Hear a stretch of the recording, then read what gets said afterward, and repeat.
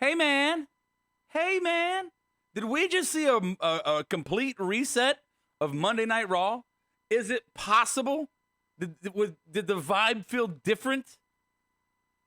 Are we just overreacting?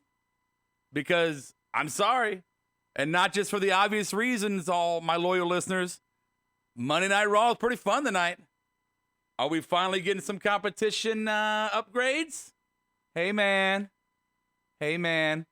Let's mark out. We are going to watch Battlegrounds, drink some Diet Pepsis, and talk about the Ascension.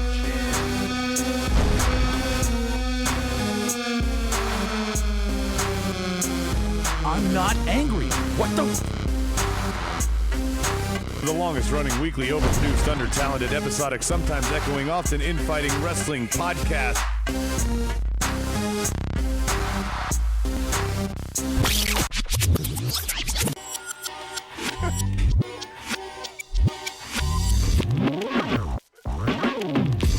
And welcome to Monday Night Rawsome for Markedoutwrestling podcast, episode 400 and something.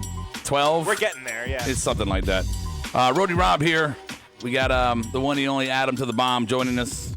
Did you just say we're getting there? Yeah, we're getting there. We're getting there. What does that mean? It means we don't know what episode it was. We just made it up. Oh, okay. Okay, and then we also have the Bionic Brian. Hi, guys. Hey, what's up, everybody? Hey, so let's first we'll just say this. This is Marked Out Wrestling Podcast. If you are with us live via Twitch or via YouTube Live, if you'd please do us a favor and click that subscribe button and hit that little bell so he'll always let you know when we're doing something. Just tickle it. Just tickle it. Just tickle the balls a little bit. Tickle the bell. We appreciate that. If you're on Twitch, go ahead and follow us. If you're on the podcast, I feel like anybody that was about to do it, you just the perverted reference made him go away. Maybe. If you're on the podcast, please subscribe to us or follow whatever platform you're on and leave us a review and a rating. We certainly appreciate that. Welcome to Marked Out Wrestling Podcast. Hey, I said it in my open, boys, and we'll get to the board in a minute, and I hate to be, again, overly excited about something, but tonight felt different. Let me clarify this, Brian, before you jump on my ass. I didn't say a word, man. Okay, but the last 2 weeks that I've been kind of back on the WWE's Doing Better bandwagon, the last 2 weeks was better in content, but it felt the same, right? If that makes sense. This week, it felt different. It felt grungier. It felt more organic. It felt thought out. Nothing felt really overly scripted. Right. Yes. Yeah, if that's a perfect. And plus, I mean, we had I don't want to get ahead of ourselves, but the whole Mike and Maria thing, that angle was kind of fucking not so much PG, right? Even the way the show kicked off. Yeah, hey man. You can't talk about that one either. Plus all the different faces we saw, people debuting. Yeah. I mean, those are the obvious ones. The obvious one is, without, again, Brian getting into it, the booking, the pacing was right. I mean, from the very beginning where credits end and you get theme music and get right into a match and then immediately follows that as another match, the pacing all night was perfect. Right. You didn't have a recap. Let me look at my notes. The first recap was at 59 minutes. The first promo was at 40 minutes. So you got action right off the bat. I mean, when you want to talk about pacing, that's what felt different, Rob. Right. When's the last time we got a promo at 40 minutes for the first time? Not only that, but when's the last time that we started out with pretty much not even knowing what's going on? Just two guys going at each other, and then it ending in a 20-minute kayfabe spot where you're thinking somebody fucking died. Right. I mean, and the return of Pyro. The return of Pyro. I mean, I don't know if that's necessarily we're not Goldberg level yet, but that was close to Goldberg, I guess. Yeah. Or Oldberg. Okay, so that's our kind of our opening take. Brian, you have an opening take before we get into the details of Monday Night Raw? Not so much. I mean, you kind of hit it. A lot of things. Just having Mike on the show, even just having him there. He was a 205 guy. Now they're having him on the show, bringing up NXT people. Don't get ahead of ourselves with Mike. We're gonna get back to that. Yeah, we're gonna go. Yes, you're right. New faces, and I mean, not only that, but the people that weren't there. We didn't see Roman. Obviously, we didn't see Brock. We haven't seen Roman, I think, in a little bit. He wasn't on Tuesday. And I'm not saying I'm not celebrating the fact. I'm just stating that, the people that aren't always there weren't there. So but we still got fucking Shane and Drew for 20 minutes. But I don't think it wasn't even that long, was it? No, because Taker took that long to walk to the damn ring, Rob. It felt, minus the Taker walk. The segment itself, it felt like the Shane, Drew, Taker, minus the long entrance, was just, let's get it done, push it out, and be done with it. That's what it felt like to me. Let's move on from it. That's my personal take. We'll get there. Yeah, not to get ahead of yourself, but yeah, it felt like Shane had the same attitude. Let's talk to the board real quick. Who's on the board? On the board. Imagine that. We got some oldies but goodies showing up because Raw was good tonight. Teddy's here. Juan is here. DP. Bang Bus. Soji. It's Real Wrestling is back. Stike, of course, is here. Got a full crowd. I don't know who's on Twitch. Justin resides on Twitch. He says, holy cow, Adam Bomb shaved. You still don't know how to open up Twitch? Still, I do. 4 years into it, you don't know how to open up your Twitch I chat do, board? but Justin's over there. It's fine. Okay. You got it. Something like that.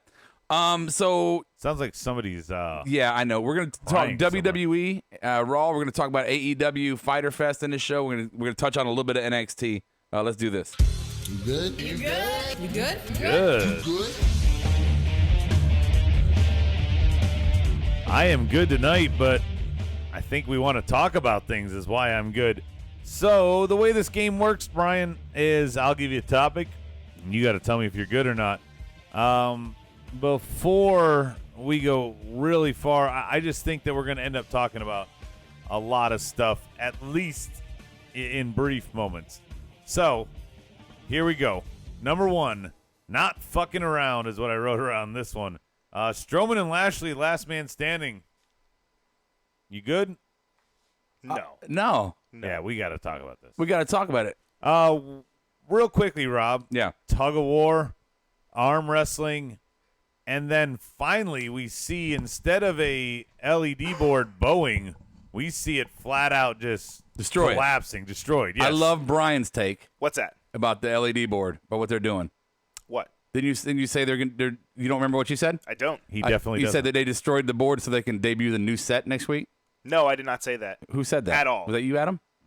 Wasn't me. He doesn't even remember if he said One it. of you two said that. I definitely didn't say it. I wasn't even here for that. I think it was probably Bob in a text. No, so that's how awesome the segment was. I walked in, I got here a little bit late, and you guys were already just sitting there. You like, said it later when they "Holy shit." recapped it later. You said it to me. You totally did. Okay. 1,000%. What I wrote that. down, Okay. Rob, that I thought was awesome is the fans counting to 10 And while these guys are getting put on stretchers. Right, and they just immediately chant, "Thank you, Heyman." We're 20 fucking minutes into Raw. right. And everybody knows that it was announced on Wednesday that Heyman and Bischoff are in charge again, so to speak, but reverse. Looks like, Bischoff's going to be with SmackDown and Heyman's in charge of Raw. But the fans are already just changed. I know I've given you shit, Rob, and I still stand by it about your rose-colored glasses the last 2 weeks, but not this week. Okay. This week it stands for itself. Is there any chance that Vince booked this and Heyman hasn't actually taken over yet? I don't believe that for a second. Not one fucking bit. Okay, then here's what I felt that this was more than a TV feud. You said this. I know it wasn't Brian. You said this before we went on air. Are they just trying to reboot now that a new guy's in charge and they're just blowing off these old feuds? We talked about when Hunter cut that promo that kills our Smarkies, that maybe they were doing blow-offs. Right. Something new, something fresh. Is Heyman just I'll cut it all tonight. What do you want me to finish? It's all finished. I don't tonight. think the Hunter something new, something fresh. I don't think they knew this was going to happen. I think they had different intentions back when they said that. Oh, yeah. And Hunter was honest, and he was railroaded by Vince. But that's what I'm saying. Should we? Is this just a one-off episode? No, or, I don't or believe so. Do you think that this is the sign of things to come? This is my point here, Brian. Is that especially with this opening, right? Is it felt not Vince? How so, though? Because that's what I said. So we know that they've been doing, like, with Braun and Lashley, they've been doing all these gimmicky things. We had the tug of war. We had the fucking arm wrestling thing Vince before would have that. done a test of strength or a bust toe or something. Excuse me, sir, if I may interject. Maybe, but I'm looking at our last couple weeks of Monday Night Raw, and I see that we have the two monsters doing little gimmicks with each other. Perhaps we just have them jump through the Titantron, sir.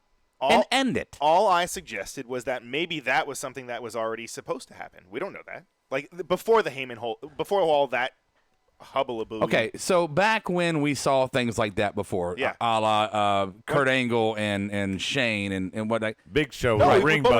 we've seen it with Braun when he fucking destroyed the set. No, years nothing. ago. that was like much this. more gimmicked. You could see the gimmick in that. You don't think this was? No, No, he this is grabbed a much- hook like it was a video game and pulled the damn thing down. Yeah, like, oh, I found this under Paladin number 4. Right. Let me pull this ambulance and turn it over. This is two guys jumping into basically the sound stage, breaking it, and obviously I'm understand that it's kayfabe because else the refs wouldn't be there, helping out.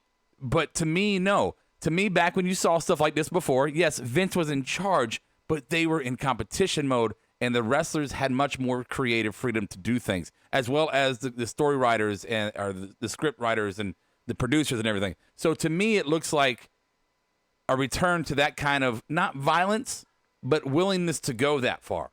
Well, and also you got to think about this. Braun and Lashley have probably been showing up for weeks. And each time they get there and get their script, they're like, oh, my God, this is just so awful. Right. And now tonight, I bet you they got handed their script, and they looked at each other like, this is cool. I can't wait to do this. How many times have we sat here, guys, and said, these two guys should just be brutes beating the fuck out of each other or other people? That's what tonight was. Tonight was go out there, beat the shit out of each other, and throw them through the fucking set. And you got two monsters, no handler. Nobody needs to talk. So now what? Now what with the two of them? Now it's probably going to continue to Extreme Rules. When they recover, they'll have a match there with stairs or chairs. Now, Brian, I'm hoping that it is creative. Whatever it is, that it's actually creative. I just want to kind of go back and just say I hope it's not a stairs or a chairs match. No, we've seen them do that before, so I don't know. Maybe it's a Full Metal Mayhem, bro. I don't want to put that idea out in the universe again. Anyway, now I'm good on this one. Okay, so we all good on Braun and yeah. Yeah, I'm good. Okay. Pretty much as soon as we get these guys, I think they only actually had Lashley in the ambulance. We're going to cue the War Raiders. Let's just get this started. War Raiders, New Day, first time ever. Hey, it's a single fall match, but we're going to make it a restart in the commercial break. I loved it. I like it except for this overuse of restart. It was so obvious that I love Joe coming out. I love Joe attacking Kofi. It pushes the War Raiders into a much bigger spotlight in this match. Yeah, it solidifies them as a heel also. Right, but then you come back from commercial and you're like, yeah, we're going to take the wind out of the sails. It's a six-man match. I know the silver lining, what you said, at least New Day's a faction, but it could have been fine standalone right there. I think we can, if we can definitely pull out of this. I agree with you on this one, Adam. We can definitely pull out of tonight's Monday Night Raw that the trying to avoid having matches during the commercial was extremely obvious. Yeah, and in many cases uncreative. Every time, like things like this, like that kind of just it just brings me back to like, oh, they're just not avoiding the commercials, right. but they're pacing out their show specifically for the commercials, which. I mean, it's clunky. It doesn't. I agree. It takes it away from just the flow. And not of things. just that. It feels like they used up their bag of tricks. We're already on the fourth time with a 2 out of 3 falls match.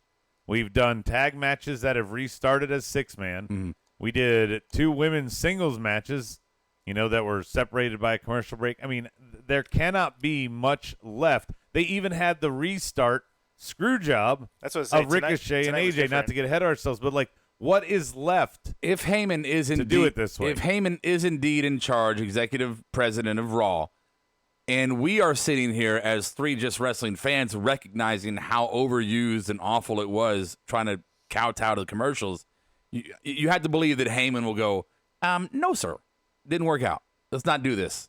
Well, and here's let's the other figure thing, that out differently. Before the network was the network, the one thing that I thought was kind of cool and was ahead of its time was that you could go there if you wanted to watch the match during commercials. You could log onto the network. That was all they showed. You couldn't watch Raw live, but you could watch the commercial breaks. Why not put that up again? Or social media, put it on Facebook Live, whatever. Keep it going. Then you just, You don't have to worry about all these commercial breaks. What's the big deal? Because Brian and I were confused as hell, Rob. They still did the thumbnails last week on SmackDown. They did. Yeah. See, here's my thing. I think this is a spot where you have the technology. Tell the ref. We have the technology. We can rebuild them. Tell the ref, hey, we're going to commercial break. The ref can pass it to the guys. We're going to commercial break. So they can know that in the ring, go ahead and call some choke holds, some rest holds. Or right? throw someone outside of the ring. And go fucking taunt to the crowd. Right. Do that for 2 minutes. They'll be back in 2 minutes. Once they come back, go to it. You don't lose anything there. The crowd gets a bit of a lull in the match, but they probably would get what's going on. Or if you had an animated person, he could make it work.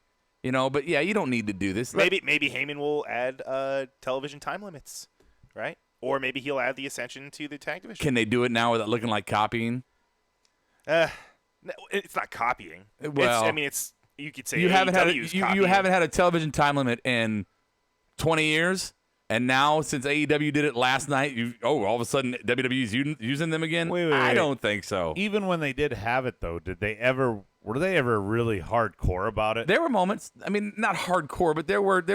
They used it as a gimmick for more sure. WCW than WWE, but right. They've used it. I mean, they would sure. say 10 minutes, and it wouldn't even matter whether it was 11 or 12. Nobody was keeping track. It's a way for a big time heel to not lose to a big time face and hold his credibility and be bumped up more. Like a Mr. Perfect probably had a couple ties where on his undefeated streak, like, well, I'm still undefeated kind of thing. Yeah, he said. Right. Okay, so look. The end of this, though, okay. Joe looks really strong. He makes Kofi go unconscious.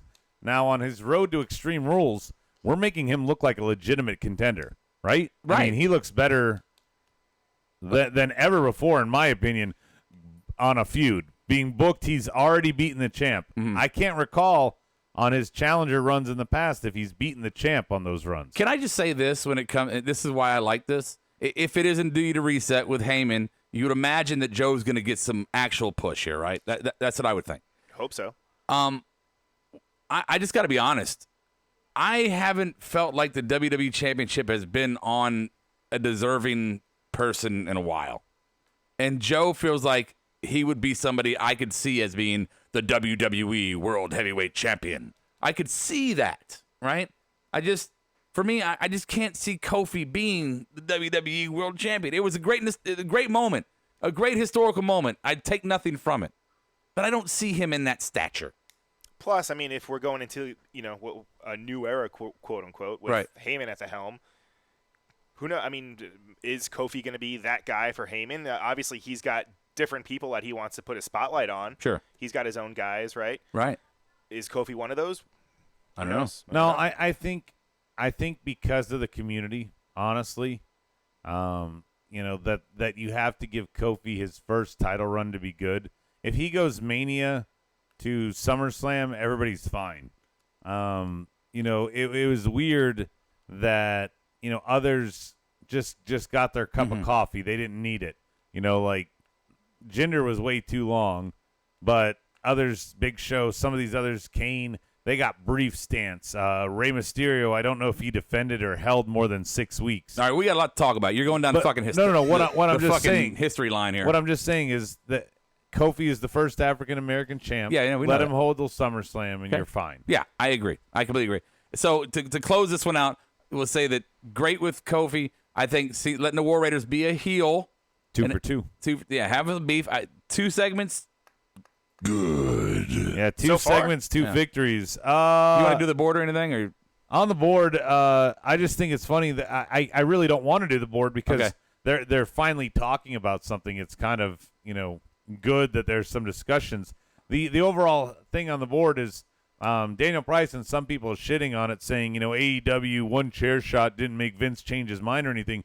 No, it was announced before Fyter Fest that Bischoff and Heyman, I think, if anything, changed their mind real quickly. I don't know if we can do this real quickly. It's fine. But Fox calling in people that they're worried about the ratings, that I think is what caused everything to change and possibly woke them up. I don't think AEW woke Vince up. I think Fox woke Vince up. Yeah, I think it's a combination of the ratings, and guess what else? People at Fox have fucking eyeballs, and they could watch the Raw product and go, "Oh, we bringing this over here?" But who really? Who would be the one to kind of like pitch that idea, like inside of WWE. Vince isn't the first one, right?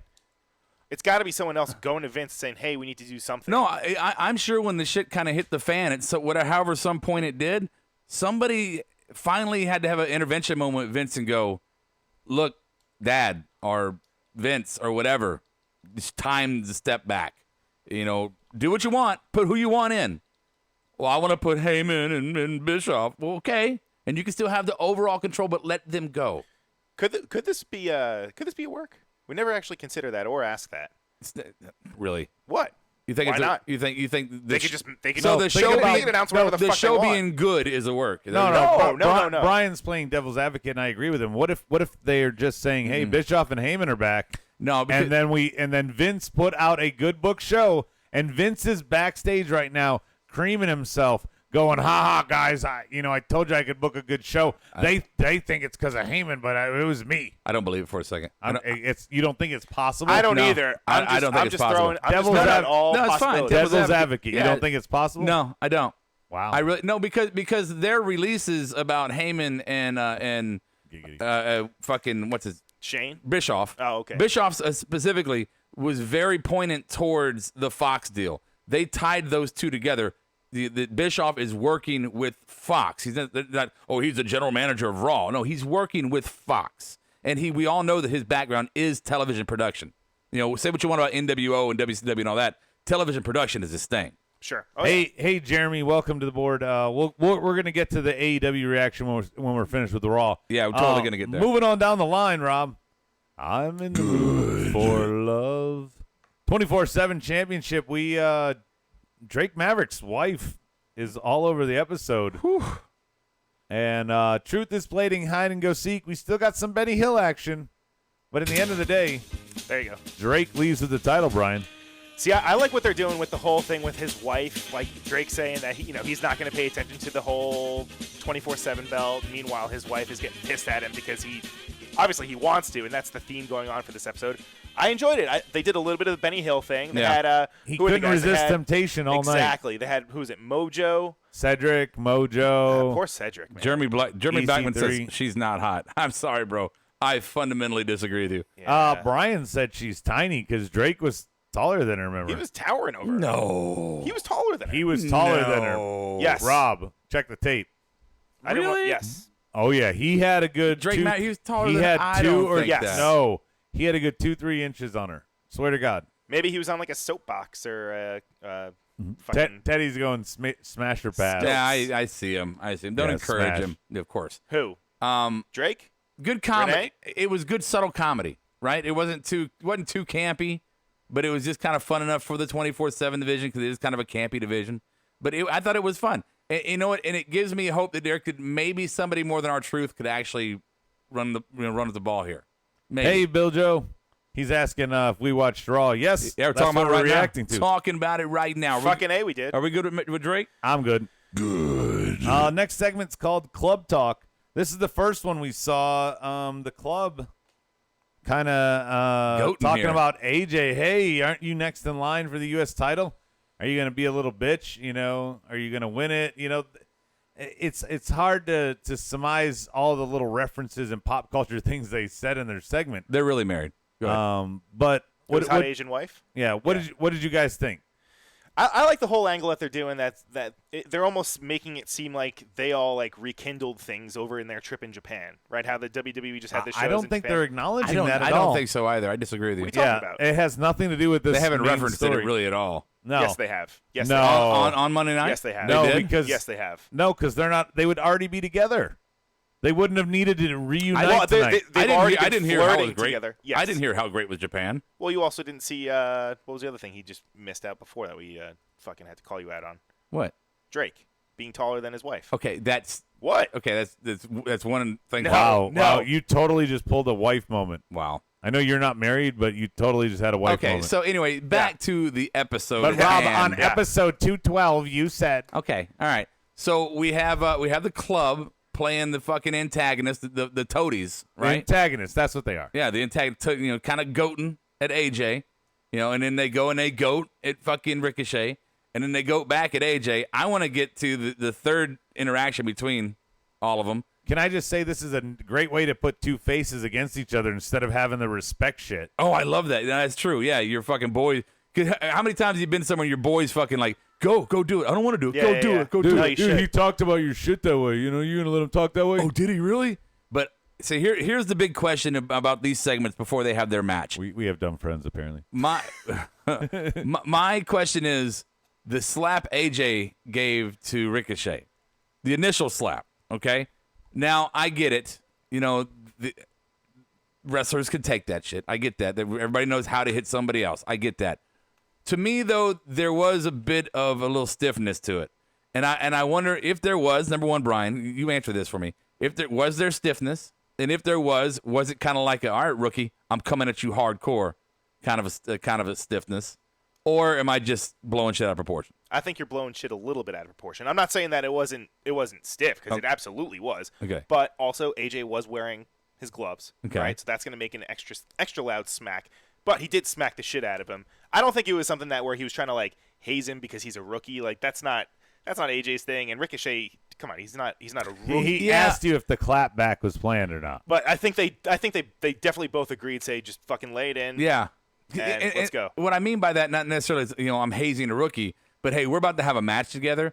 If I want you to bring your all, absolutely, I might just throw a little extra in there. For sure, motivate you just a little bit. Definitely, and this is if they're trying to set a new tone. They're wrestling in the main event, and this was to kick off a whole new kind of direction for their angle with AJ going heel. This is a big deal. Wait, Brian, you're getting ahead of yourself. Sorry. Really quickly, Jeremy Backman on the board says, club is dumb unless Finn joins. Jeremy, I agree, but you got to have a starting point. Let the club run wild for a little while. Then you could have possible, if at the end of this feud AJ gets the U.S. title, him and Finn going head-to-head at Survivor Series, it could be a battle for some. I don't know. I want Finn to be involved, but not yet. Let it be a nice slow burn and keep him away for a while. Maybe in a year. Right. Exactly. In a year, maybe. In a year. I'm not even saying like by Survivor Series. Am I wrong here? But we did not have to deal with the wild card bullshit tonight. That's another thing too. No, we dealt with so much wild card. Was there wild card tonight? So much wild card. Joe? New Day is wild card. Joe is wild card. Oh, you're right. Kofi. All right. Yeah, there was so much. Mela is wild card. Technically, R-Truth. Just forget I said it. Mike and Maria, right? Mike and Maria. Okay. We get the point. I'm wrong. We can move past that. There's a tag team. Yeah. Okay. Speaking of move past it, you want to know what's next? Good. No Way Jose doesn't look like Naomi anymore. You want to talk about this? He got a haircut. He looked more. Yeah, I'm good. He looked more Yes Way Jose. He was wearing camo. Yeah. Would you say he was more Yes Way Jose? Yes Way Jose. Cool. I do like. See, I think I put something down. I do like the fact that Cesaro, because you had all the Drake Maverick bullshit going on right there. Yeah, it was crazy. This was actually a match of No Way Jose and Cesaro. Right, which I enjoyed the little shit they did. Then the Benny Hill train started. But for me, the fact that Cesaro just went, no, fuck this, and went and beat the shit out of Jose.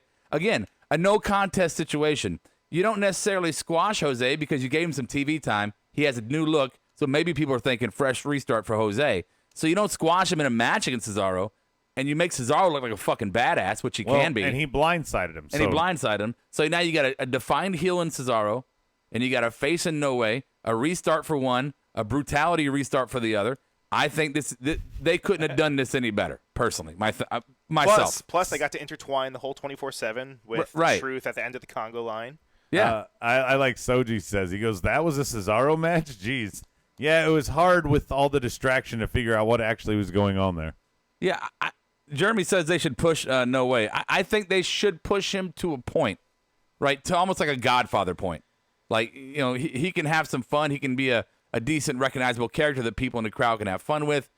But I don't think he's ever going to be. Well, I think his ceiling is Heath Slater trying to reunite a three-man band and do a new version, and he replaces Jinder's role.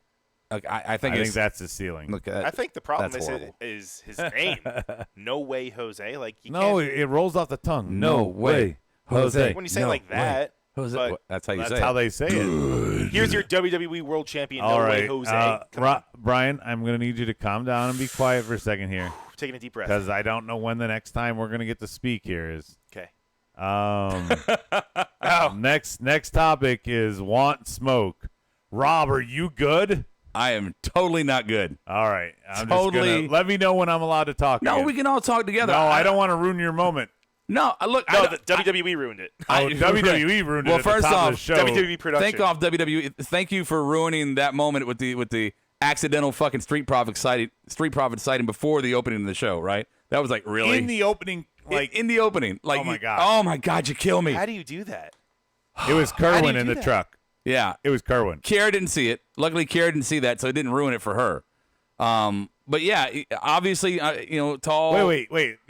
Let's not get past that real quick. Rob and I cannot react because Kiara didn't see it, and we couldn't Right. go back and show her. Right. We couldn't rewind it to show her. There was a problem with the DVR, and we were like, "What the fuck just happened? Did we just see the fucking Street Profits?" And Kiara's sitting there fucking around. I'm like, "No shit, we Cleaning can't- the toilet. We can't. Yeah, stop cleaning the toilet. Stop. Come in here and watch right now. What happened? I can't tell you. Well, show me. I can't show you. You just have to sit here and fucking watch the show because something's gonna happen. Whatever. Yeah, and Brian comes in just as clueless. Yeah. I just missed it. I just got there. And let me put this out there to our regulars here who know me and know the deal. No, me and Kiara did not know the Street Profits would be premiering tonight. We had no advanced knowledge of that, and it was pretty fucking awesome. I'm sorry. It's for me personally. I'm sorry, wrestling fans. I'm not analyzing. I will in a second. This is a pretty fucking exceptionally awesome moment in my life, in my wrestling fandom, but in my life in general. This is pretty fucking cool. Pretty fucking cool, man. It is very cool. Yeah. Brian, since Rob's marking out over there. Yeah. Sorry. Sorry. How cool is this, or how weird is it, or what does it say that the War Raiders weren't allowed to bring the titles with them? DIY didn't show up with their singles titles, and here come the Profits showing up with their titles. I just think that I mean, this is the first time unless I'm wrong, since KO, this is the first time an NXT title has been proudly worn Didn't on Shayna- the main Shayna- roster. Shayna did. Didn't Joe? When was Shayna up here? Didn't she do some shit for like Mania or something? She showed up wearing it. No, you might be thinking Evolution. Was she on Evolution? Yeah, I think she, Maybe. Yeah, maybe. Yeah, maybe. Yeah. Didn't Joe bring the NXT title up? I I no. making that up? All I remember is KO bringing it. I remember KO doing it. Stike, you're on the board. The question Help is, us. the question first off is who decided to bring the Profits up, right? Was it a Heyman call? Was it Heyman looking at Hunter? Hey and man, What? Hey man, if Heyman looking at Hunter and going, "Hey, you know what I want? I want these guys." Was it? And I said this because they fucked up the AEW thing on their announcement on Instagram. WWE did about Profits. Oh yeah. I wonder if this this is a. I don't think it would be a reaction to what's Private it? Party? Private Party. I don't think so. I mean, that would be kind of stupid. But I don't know. I don't know who brought them up. I like the way they did it. Look, we had 2 segments with the Street Profits tonight, and you're not going to win these. You're not going to win over the crowd with their wrestling. They can wrestle. I'm not saying they can't. They can wrestle. They can absolutely wrestle. But how do you win them over with the crowd? You introduce their personalities. You let people fall in love with them because they're fun. This is not, though, Rob, just exclusive to them. I know you're marking out. This is the way you should do a lot of these tag teams. Introduce their personality. You don't need to march the War Raiders Viking experience down to kill 2 jobbers. That does nothing. Imagine right now if the Street Profits, instead of getting 2 backstage segments showcasing their personality and how they're different from the board making jokes, but instead they go down there and beat 2 local jobbers from fucking Dallas, that would mean absolutely nothing. I like the spot they're in. Plus, they got to show their gold the whole time they were on camera. Yeah, they did. Respect us because we got gold, and here's our personality. Well, I mean, they don't. Obviously, they didn't do anything with the titles at the NXT tapings, right? No. So, I mean, they kept them. So, obviously, that's why they probably had to wear them tonight. Well, I mean, they had kind of a match that I think was for the title. Kind of confusing. But Brian, War Raiders didn't lose it, at their tapings and stuff. So, I mean, that doesn't track. Here's the thing, Rob. Paul Heyman. Supposedly his first night, here he is on a backstage segment talking about Brock, and they come out. Huge. If Heyman is in charge, he picked them to come out here. It means Heyman sees something. He's like, I'm going to showcase these guys. I like them. Or maybe Heyman just sees, hey, there's a lot of good tag teams here. I bet you I could build a division. Yeah. Maybe he just likes Gary. Dude, nobody is even gonna realize the amount of talent Gary has until he lets it loose. I want to address this. Daniel Price on the board. They're gonna run in and save Ricochet next week when the club's beating his ass. That's how they're gonna get them in good with the crowd. Okay, number one, no, I completely disagree with you. That's what I was Major saying Brothers. all night. You were saying that, here's why I'm gonna disagree. One, it's the Major Brothers, obviously, but here, number two, no, you win them over the crowd with their personalities. The wrestling will speak for itself when they get there. When he does the high frog splash, people go, oh, fuck, whatever. They'll fall in love with him that way, but the personality is going to get them. And here's another thing, is you don't need to have Montez Ford and Ricochet in the ring together. You do not. You do not need to have people competing on who they want to watch in the ring. They're both very athletic. We know what Ricochet can do. We haven't seen all of Montez's moves in the ring with his athleticism. We've seen very similar shades of Ricochet. You do not want to have these two guys competing for the attention of the crowd at the same time. You need to keep Street Profits and Ricochet as far the fuck away from each other as you absolutely can. I disagree with you. I'm sorry. No, it's not about competing inside of the ring. It's about elevating them to Ricochet's level. Ricochet is a new talent on the Raw roster, but he's already main eventing on these shows, and having the Street Profits, who are a new team debuting to this audience, having them just even fucking being around Ricochet and wrestling in matches, that's just going to make them even that more valuable. I don't know. No, what I think you need to have happen. I think you do Street Profits the exact same way you did this week, next week, and then the third week, stick them on commentary. Whoa. Stick them on commentary for a tag match. That'd be fun. Let them sit there. I think that's better next week. The third week you see them in the ring. Okay, but you know what I'm saying. Put them out there. Commentary. I'm sorry, all three of us, when we were riding Miz's jock, was when he was on commentary a ton. Not just on Talking Smack, but they would put him ringside. Miz would just ooze that like MJF type of feel in a PG way. Street Profits, they're the opposite of that.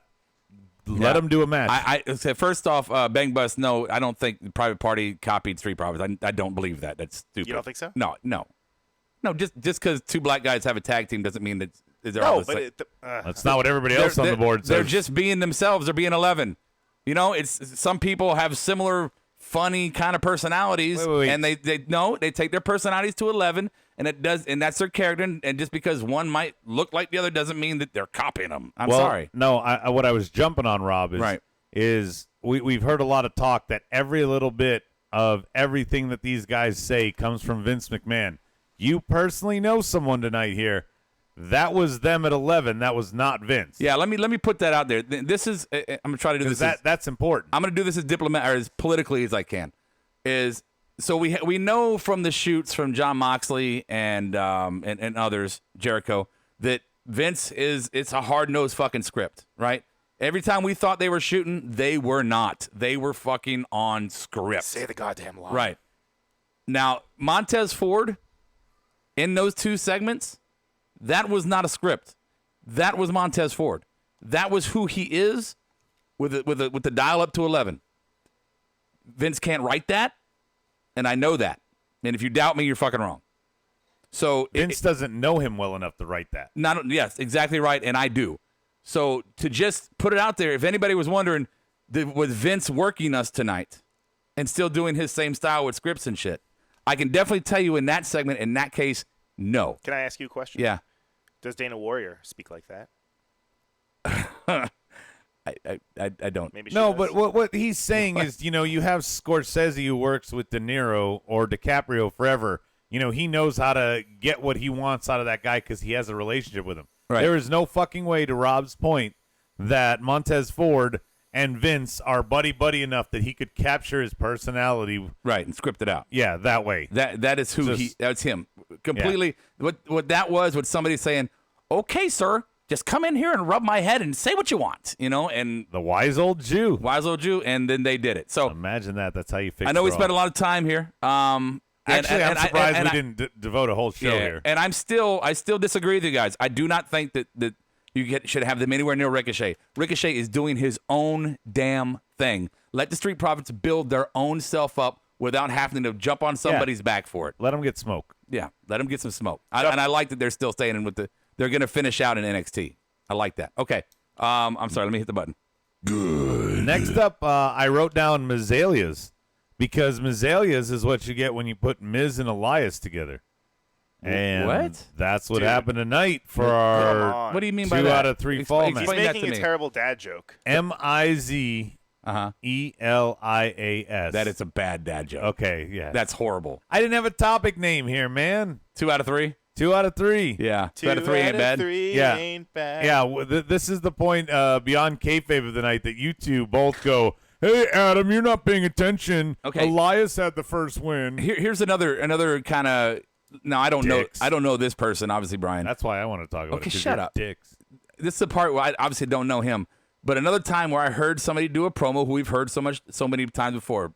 We've heard The Miz do promos a million fucking times. Yeah. Tonight, his promo felt different. It felt. I mean, he's always great. Yeah, because he didn't mention his dad was a big part of it. Okay, but way No, beyond. I'm not being a I dick know. when I say that. I'm like, that's part of it. Yeah. And if you notice, he wasn't wearing the T-shirt. He Yeah, wasn't no, wearing that dad no T-shirt. dad. Like the dad No, thing was I get seemed that. over. I understand that, but I'm going beyond that. 'Kay. I'm just saying, in his personality, the way that he addressed the interview, the way that he said what he needed to say, his aggression, his tone, his everything, it felt like a different Miz. I might be overreading it again, but what I was looking for tonight was subtleties in every aspect of the show, because you can do good booking and get away with it, but subtleties tell the story. Brian, is Vince pulling the trigger or is Heyman? Look at the subtleties, right? Do you think he's really going to make like all those changes that quickly? Yeah. I think if he wants to keep the Fox deal, if that's where the pressure's coming from, abso-fucking-lutely, Brian. And one of the things too that they said that was one of the things that they wanted to scrap that was rumored. I guess this is kind of dirt sheety, but whatever. Was the whole Shane angle and him winning because apparently he was rumored to be Winning the championship. exactly Right. and that's where kind of Heyman stepped in and was like, no, that's not happening. Well, and that was my point here too, and I see people on the board already going towards it. The Miz and Elias. Oh, it's Miz and Elias again, right? And you said it earlier. You say, oh, well, here we had the Shane and fucking McIntyre and Taker shit again. But again, I don't think it was a big part of the Jeremy show. says he's good. He's already catching us. I know, but I want to point. It's funny. I just want to point out the fact that the people that we've been saying, oh my God, we're so tired of seeing you all the time, were very minute parts of the show tonight. And the Shane, minus Undertaker's entrance, the Shane and Drew part was a blink of an eye compared to the show. And we didn't see them again. Roman was nowhere. The one thing I want to say about that is Shane and Drew felt like they didn't care about that promo. I know it was shorter, but they felt like someone kicked their puppy. Like, you're not getting the title anymore, Shane. This All About You is over. You still have to go out there and cut this promo, though. I still It felt like that they kind have of to, vibe. but then they have to wrap this right. shit They up. have to conclude it. They can't just scrap it. right. Brian, did you ever get in trouble and your mom made you No. go apologize to another kid? that you did Absolutely, all something- the fucking time. Okay, that's what Shane felt like tonight. Somebody made him go out there and apologize to us, Yeah, and that's what that was. sure. Oh, Thank you. Jeremy says he didn't just catch on. He's been listening a while. He's a Thank big you, fan. Jeremy. Oh, by the way, speaking of longtime listeners, Andrew, good night. Happy birthday. Oh, yeah, it was a couple Happy days fucking ago. birthday. Yeah. I almost fell asleep during the Taker promo. Speed up, old man. Oh, yeah. I mean, that part really brought it to a halt, Rob. But I don't think you understand. No, I do understand, and I'm not saying it was good, right? But again, my point, my whole goal, my whole theme tonight is subtleties. Taker's promo was different. Yeah, it was delivered differently, and I'm not saying good or bad. Felt very Dana Warrior. I agree. I don't think it's. I think it was an old man going out there thinking he could do some ad lib and be cool, and instead he was talking about back in World War II when the fucking dog bit him, and he got Back in my day, we went uphill twice. Then I met my wife in a grave. I bet this segment, because I was one of the ones too. I'll admit I kind of checked out during his whole promo. It's okay, we know, and plus with having Shane and McIntyre on the other end of it. Yeah. You know what? Speaking of checkout, make sure you go to markedoutgear.com. Markedoutgear.com is the source for all your Marked Out Podcast original concept T-shirts and coffee mugs and baby onesies. It also has our podcast lines. You get podcast shirts, Marked Out Podcast. And if you go there and you type in the promo code, what's the promo code, Adam? It's marked out, all one word. No, it's not. It's marked out 2 words. You get 10% off your order. Is that the collar and elbow one? You're is marked- thinking There you go. collarandelbowbrand.com. 10% off. What do you put in, I mean, Adam? the reason I'm thinking that is I never shop anywhere else. I know, exactly right. Marked Out Gear is my What's one the discount stop. code, though? It's marked out. One word. 10%. 2 words. 2 words. No, not for collar and elbow. Either one. Doesn't matter. It's Who's marked on out. first? You know what you do? You just go to fucking both sites. You pick what you want. You go check out, and you put in either marked out 1 word or you put in marked out 2 words. Actually, Or send a hateful tweet to @markedoutbt. I'm fucking with my cohorts here, but actually both those 1 word and 2 word both get you 10% at markedoutgear.com. There you go. You get you a Monday Night DVR shirt. Okay. Yeah, right here. All right. Hey, real. Oh, I forgot. What? Good. Next up, Farmer's Daughter and Fester is what I wrote on my sheet. Oh, we're talking about Baron and Lacey. Quick and done. Quick and done. You give her a match, let her get over on somebody so that she has some cred going into Sunday or into next Sunday. Some cred. She beat Natty. Okay, again, I'm not saying perfect. I'm saying more the right direction.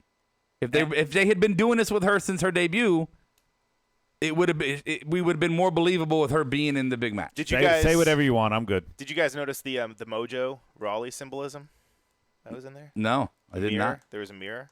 Hey, yeah. Speaking of that, we didn't see any Firefly tonight. Nope, at all. 0. We didn't need it.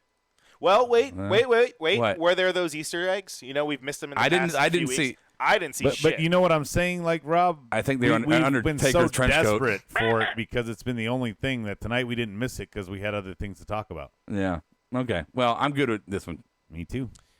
Yeah, I'm good. Good. Major Brothers sighting.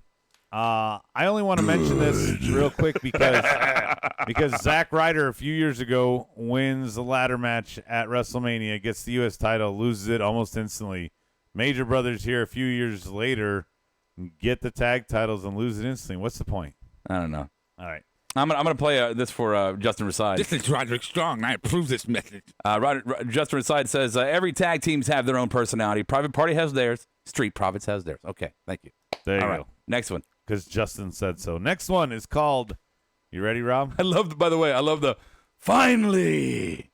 No, we don't do that. Oh, yeah. We don't do that. We don't do that. Me and My Bitch is what this one's Woo! called. I fucking love this. Maria shit all over Mike and says she wishes that Becky were the father of her children plural, the one she already has and the one she revealed tonight. You're oversimplifying a bit. I see you just got to the point of it. That's cool. Yeah. Well, we saw a definite dominatrix feel here. Very, very submissive on Mike's part. How far do you think it'll go? Wait. Submissive. It didn't look like he was a willing participant in any of this. She looked like she blindsided him based on his reaction. It didn't look like he's at home, the gimp's asleep, let's wake him and let him out. No, I don't know. He was called a bitch to begin with. Exactly. That's where I took it, too. And then he's pathetic, and he doesn't even mop the floor, and then he doesn't even give her the sex she needs. And she tapped out to the man, Becky Lynch. Right. No, doesn't give her the sex she needs. Doesn't fucking impregnate her. Right. Becky Lynch is the only man there. So that's actually 5 there. 5. So 4 or 5, whatever. Whatever. So there's the 4 or 5 different instances of pure fucking just hate or dominance. You would cry if your wife said that to you, Rob. I hope that's his totally fucking cry. gimmick. Totally cry. If he starts crying before matches and shit, are you kidding me? That's amazing. No. I want to see him get some shine and other people get like 2 moves on him and Maria go, here we go again. Now you're going to lose because the tide turned, you little bitch. Right, and then he gets fired up, and then that's his comeback. Something. She fires him up. Yeah. I'm wondering, because we had Corey Graves earlier tonight gave a good holy shit on the mic. And then in this segment, while they were wrestling, he repeated her words of "my bitch," right on commentary. That was the 3rd hour, man. Was it the 3rd hour? Well, the holy shit was early on. Because I left for the Okay. You got mad at me. So yeah, I did. So I don't know. How far are they going to push this? Would Mike Canales come out in some gimp shit or on a chain or a leash? If he did, would we even want to see that? I think more like the broken self-esteem husband's better. That's great. Yeah. It's never been done before. Yeah. Who's done it? You tell me. It's different. I can't think of anyone. It's different for sure. I like the gimmick because it's something new. we've had all these kissy huggy couples like Maurice and Miz and Nikki and John, and none of them have had any bad breakup. We're force fed this Becky and Seth crap, so this is perfect. I think. No, I remembered there was a dominatrix thing. The fucking Bashams had a manager. Remember the Basham brothers? I don't. Well, no, remember Mella also shit all over James Ellsworth.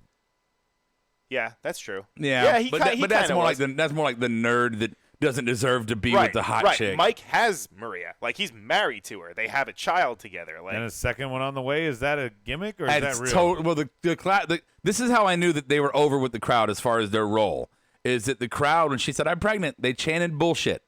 And they chanted bullshit like in the storyline, like, yeah, bullshit. Yeah, they were feeding in. Snitsky's going to cost her baby. He's going to come back. Right. It wasn't my fault. Right. And they got a board. Yeah, the board says Shaniqua and the Basham brothers. That's right. So get it right. Okay. Most of the people like it. Jeremy Blackman says hulking up will now equal bitching up for Mike Canales. I hope so. I like starts that. Crying. Bitching up. It's like sniffling and like snot coming out of his. Yeah. Like Jim Duggan. Yeah. Oh. And Daniel Price says he would pay to see you ugly cry, Rob. Ooh. Wow. Well, I don't even know how to take that. Yeah. Well, the next segment here in chronological order was Hey Man. But we already talked about Hey this, man. so let's go on. Hey man. Hey, man. Hey man. Next is the Moment of Bliss, a.k.a. SIDEKICK, Sidekick.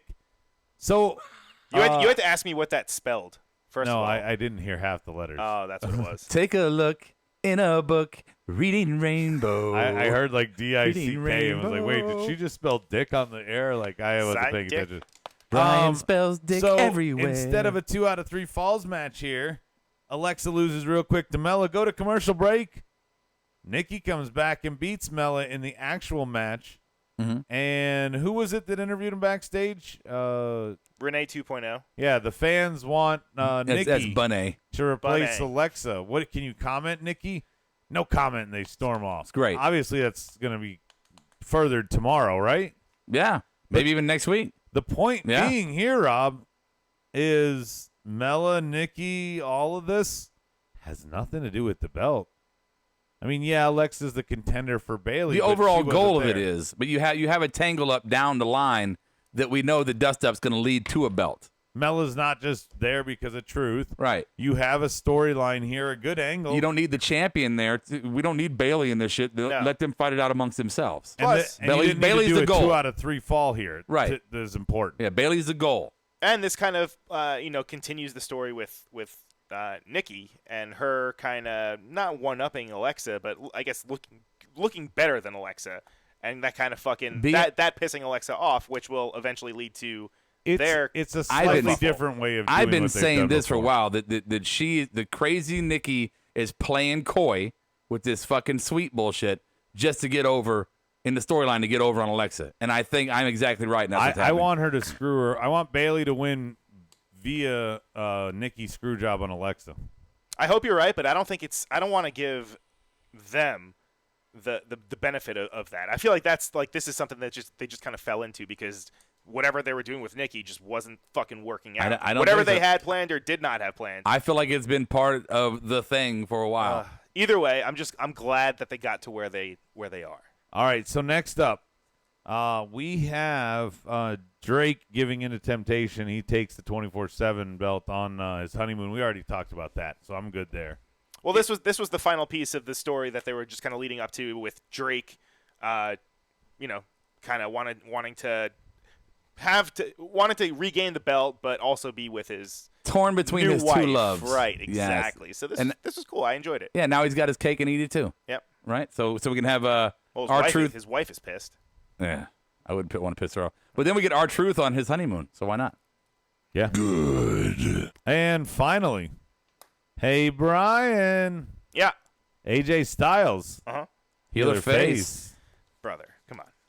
I watched this Good show. brother, you tell me. He's a fucking 1,000% motherfucking heel. Did he turn it tonight? No doubt about it. They've been teasing this. They've planted the seed a few weeks ago, and finally, we see the Good Brothers and the club reunite. Sans Finn, but that's okay. And Sans that other bald guy. Who? Not Festus, not Gallows. What other bald guy? Not Anderson. There's some other bald guy. You talking about Abs Anderson? No, there's some other bald guy that tried to join them over the weekend or something. I wasn't in there. The fuck? Who, me? In Asia or something. Oh, Hunter. Just say Hunter. I thought you guys would not be so slow. I thought you would just say Hunter. Yeah, I don't know. Is it a secret? Hunter. It is a secret. Don't mention we know Hunter was there. We finally see the turn of AJ, which this is exciting because finally now. But on the board they were talking about earlier, is this not Let's Go Beat John Cena starring Ricochet? I think this is a reset of what they were trying to do in the past, but they just abandoned. Or what they should have done in right. the past. Well, Ricochet needs friends. Cena never had any, and I think that's part of what fizzled it. They never had a real legit. We saw it earlier in the fucking Brothers. night. Well, no, I'm saying New Day, right? They had their match, and then they turned it into a 6-man because they had who was it? Fucking Joe and the Raiders. Right. So they always use that logic. So I don't think they should. He needs two people. I think they should not do that. I think it should come down to somebody bars them from ringside. Something like that. I don't know who the authority figure is right now. And I don't want that to be a major part of the storyline, but you need to have somebody who makes those calls, like a Regal who shows up every blue moon just to make a call and then fucking leaves, right? I don't get too involved. I make a call and I leave. Jack Tunney. Jack Tunney, exactly. I don't think he can do it. No, obviously But not. he was the original, version of what I'm saying, right? He's the original guy we need. Non-intrusive authority figure. Like, we have a stalemate. I'm going to solve it. You need to have somebody who's going to step in and protect Ricochet from the club eventually down the line. But if you bring two more people in to be teammates with him, then you're just lending to what we've always been doing that fans have been getting tired of, these fucking automatic new Frankenstein factions long enough for the storyline to go away. Don't do it. Leave Ricochet alone. I'm sorry, by Rob. himself. It's a cruel world, but it's going to happen. Okay. It's going to happen. Anything on the board? I haven't been paying attention. Soji says it was NWO with the club reunited. Did you guys notice they really booed AJ more than cheered? This is classic Bischoff heat. Definitely. And what if Finn eventually down the line, what if they do kind of do like an NWO type of turn with involving Finn in the club and finally, Finn coming out as the fucking babyface. Then eventually, turning. like a year from now, like right. Rob I'm said. not saying anytime soon. Down the road. And here's the thing. And I'm not sure if everybody bringing up, hey, that's a classic Bischoff move. If people are hating on that, or if they're saying, no, this is what it is. It's cool. Here's my thing. Bischoff and WCW, we can argue about how it went down. I don't think Bischoff killed WCW. He did go overboard in NWO. We all agree with that. Right, I don't care who you are. Went way too long, and shitting on Foley and didn't help. And too big. Yeah, sure. But that's not the point. Bischoff now, if he's in a position, in a creative position, that's great. Bischoff understands the industry. He understands about getting people over. He understands more than most people about how to do a long story arc. He understands that. Here's the difference in WWE. He has checks and balances. He's going to have Heyman going, no, sir. He's going to have Vince going, no, I hate that. He's going to have Hunter saying, no, Stephanie's going to be, now. He's going to have voices that are going to say, that's really good, but that other shit, that's too far. You can't take it that far. Which, by the way, isn't there tons of heat with Stephanie and Paul and Eric still, or is that all water under the bridge now? I don't think so. No. Here, my personal philosophy in life, and I don't know if it's the same, but I don't hold grudges anymore. I just choose to have people not be my friends anymore, and then best of luck to them. So I think that all these people are probably in that position. Like, we don't hold grudges. Either we work together or we don't. We make the best of whatever it is. Yeah, our kids are not getting together this weekend. Right. Jeremy has a great idea, and I like this. Brian, what do you think about this? He says that the club, their new gimmick should just be to beat all the new guys up, like bullies. Just new call-up, they beat them up. Then you get a lot of squashing of new talent, wouldn't you think? Not necessarily. Not if you book it right and don't have them actually lose clean. If they lose by screw job, doesn't hurt them. Just have them run through the division? Have it be like a Riot squad with a point. The Wyatt squad? The Wyatt. Riot. Oh, Wascally Wyatt. I hate you guys. Oh. Who do they beat up, though? I don't want to see them squash people that are on the roster right now. No. But imagine this. I think this would be a good one. Imagine if when Heavy Machinery made their main roster debut, If the club are like, oh, let's make an example out of these guys, and there's the feud. All right, so you're saying you want them to beat up the fucking Street Profits. Without Ricochet being involved. Pew, pew. No, I hate that. Of course you do. But it's stupid. It's not. It has nothing to do with a personal opinion. It's more roadie. He's gonna be I think rose-colored. I'm sorry. I think your idea of having them run through the new guys on the roster and bully them around. It's not my idea. It's Jeremy's. I just like it. Oh, okay. Okay, I don't like it. Okay. Sorry, I don't like it. Sorry, Jeremy. Rob doesn't like you. I mean, I like Jeremy. No, you apparently don't. Okay, whatever. I'll play the shit on our I'll fans, play the Rob. heel here. Hey, Brian. Yeah. Rob. Heel or face? Are we talking about Rob or RJ Black? Rob. RJ Black was the ultimate heel. All right. So you're face. Yeah, Brian wiped it again. He didn't answer the question. Something new. That's okay. We can keep talking over Hunter's lies. In the coming weeks Hi, Paul. and months, you will be seeing new. Yeah, we know which Paul is cooler. Recorded live from the White Table Studios, it's the Smarky Awards. Jeremy says all good, but he thinks you're an in-betweener. Who, me? Rob. Oh. I'm an in-betweener. Yeah.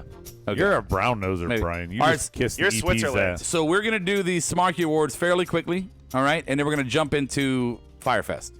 Fyter Fest. Fyter Fest. Fyter Fest. Fyter Fest. I know. Yes, we're going to talk about the documentaries. And drink Diet Pepsi. The calamity that was. All right, board. It's going to be a markout moment of the week, creative change, LOL, the pusher Barry, and the match of the week. We're going to run through them really quickly. Adam started out with our marked out award of the week. I know this is going to sound petty for me, but I don't care. It was for me, I marked out when the first recap hit tonight, and I looked, and we had been watching the episode for 59 minutes. That is a mark out moment for me. 59 minutes without a recap. 3 coins for that one. 3 coins. I'm gonna get. Wow. 3 coins. You know what? in I a fountain. haven't kept score in a while, Each one. so I'm gonna give Brian. Wait. Okay. So Adam's got 3 coins. Rob wants to keep score. Is how good the night one. What's that show on ESPN? The bligu bligu bligu. Round the horn. Round the horn. Yeah, we'll do like that. Bligu bligu. Yeah, whatever. Brian, go. Bligu, I like bligu bligu bligu. Pew, pew, pew. Pew pew pew. My marked out of the wrestling. My marked out award of the wrestling fiscal week was Darby Allin's coffin drop onto the apron at Fyter Fest. Oh my God. That man is a fucking lunatic. Yeah, it's pretty good. I'll give you 2 points for that one. Thank you. Just 2? Just 2. Okay, thank Just 2, buddy. It's 2. Look. Does anybody not know what mine is? Was it the commercial break? It was not the commercial break. Oh, the Iconics in Carmack. That's what it was. It was Iconics. Yeah, of course. My mark out moment of the entire fucking favorite week. tag champs, the Iconics. Yes, it was obviously the Street Profits tonight. And yeah, you know what? For personal reasons, I don't give a fuck. There you go. I'm going to give myself This is Roderick Strong. I approve this message. that's an automatic 4. All right. Bang Bus marked out seeing my favorite wrestler show up on Raw, even though they made him look weak as shit tonight. I think he's talking about Mike Canales. Okay. Marked out award, Io beating the hell out of Candace. Psych says, marked out, Corey Graves, holy shit. That's for Jeremy. Bucks and Omega Street Fighter entrance. That's for Soji. Okay. And that's it. All right. Creative change. I don't want to steal the thunder, so I'll give Brian the first go here.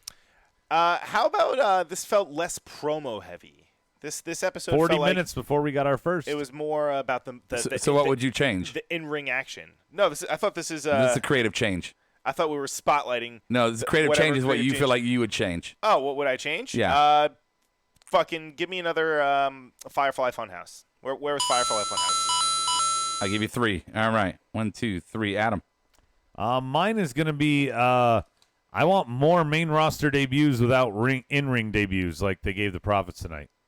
Okay, so you're saying that the creative change is what you wanted, what they gave us tonight. I'm going with like Brian. There was something good tonight, and I want to recognize it with an award. Something new, but something fresh. That's not the right award.